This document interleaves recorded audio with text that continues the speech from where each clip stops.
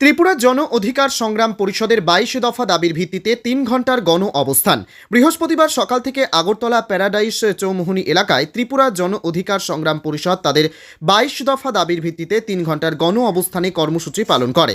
এই গণ অবস্থান কর্মসূচি সম্পর্কে বলতে গিয়ে সংবাদ মাধ্যমের মুখোমুখি হয়ে ত্রিপুরা জন অধিকার সংগ্রাম পরিষদের নেতাকে ধীরেন্দ্র সিনহা বলেন, জাতি বিদ্বেষী ও উগ্র সাম্প্রদায়িক দুষ্কৃতিকারীদের বিরুদ্ধে কঠোর পদক্ষেপ সরকারকে গ্রহণ করতে হবে। রাষ্ট্রের মদতে ধর্মীয় সংখ্যালঘু মুসলিমদের ওপর আক্রমণ বন্ধ করতে হবে এবং ত্রিপুরা কৈতরা বাড়ি এবং কদমতলার ঘটনার সাথে জড়িত চক্রান্তকারীদের বিরুদ্ধে আইন মোতাবেক ব্যবস্থা সরকারকে গ্রহণ করতে হবে। বেকারদের চাকুরি অথবা বেকার ভাতা প্রদান করতে হবে। বনাধিকার আইন 2006 সঠিকভাবে বাস্তবায়ন করে জনজাতি মানুষজনদের প্রতি পরিবারকে 25 কানি করে জমির পাট্টা সরকারকে প্রদান করতে হবে। ত্রিপুরা সরকারের সমস্ত শূন্য পদ পূরণ করতে হবে। তাদের দাবিগুলি যদি না মানা হয় তাহলে ত্রিপুরা জন অধিকার সংগ্রাম পরিষদ আগামী দিনে বৃহত্তর আন্দোলনে যাবার হুঁশিয়ারি দিয়েছেন।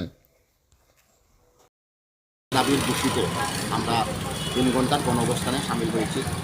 এখানে আমাদের বিভিন্নভাবে সারা ভারতবর্ষ জুড়ে যে একটা সাম্প্রদায়িক ফেসিবাদী আক্রমণ এবং পুঁজিপতিদের এই কর্পোরেট পুঁজির সাথে হাত মিলিয়ে যেভাবে আমাদের যে প্রাকৃতিক সম্পদ সেটাকে লুট করার একটা উঠে পেরে লেগেছে এবং সেই প্রক্রিয়াকে বন্ধ করার জন্য, সেই প্রক্রিয়াকে যাতে কভার করার জন্য বিভিন্নভাবে জাতি জনজাতি এবং বিভিন্ন জনগোষ্ঠীর মধ্যে দাঙ্গা হাঙ্গামা ওরা লাগিয়ে চলেছে। সাম্প্রতিক আমরা মণিপুরেও আমরা দেখেছি, আমাদের ত্রিপুরা রাজ্যেও বিভিন্ন কৈতরাবাড়ি কদমতলায় দেখেছি। তার মধ্য দিয়ে কিন্তু এখানে আমাদের যেটা আমাদের যেটা সাংবিধানিক দাবি রয়েছে পিছিয়ে পড়া মানুষের এবং বিভিন্ন SC ST OBCদের সংখ্যালঘুদের যে দাবিগুলো রয়েছে সেই দাবিগুলো তারা পূরণ করছে না এবং সরকার এবং নির্বাচনে আগে যে প্রতিশ্রুতি দিয়েছিল সেই প্রতিশ্রুতিগুলো পালন করছে না।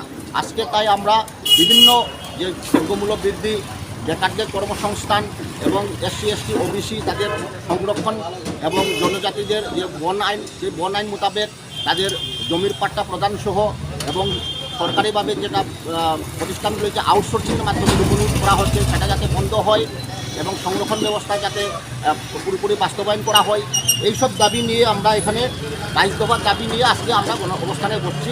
আমরা আজকে গণ অবস্থান সেটা আমাদের এই গত কেন্দ্রীয় কমিটির যেটা আমরা সম্মেলন হয়েছে সেই সম্মেলনে সেটা আমরা গৃহীত হয়েছে।